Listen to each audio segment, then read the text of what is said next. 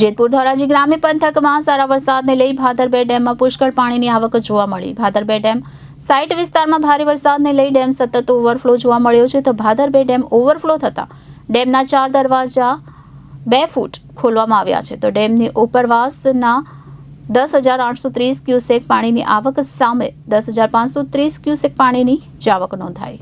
જેતપુર ધોરાજી ગ્રામ્ય પંથકમાં સારા વરસાદને લઈ ભાદરબે ડેમમાં પુષ્કળ પાણીની આવક જોવા મળી રહી છે। ભાદર ટુ ડેમમાં સાઇટ વિસ્તારમાં ભારે વરસાદને લઈ ડેમ સતત ઓવરફ્લો જોવા મળી રહ્યો છે।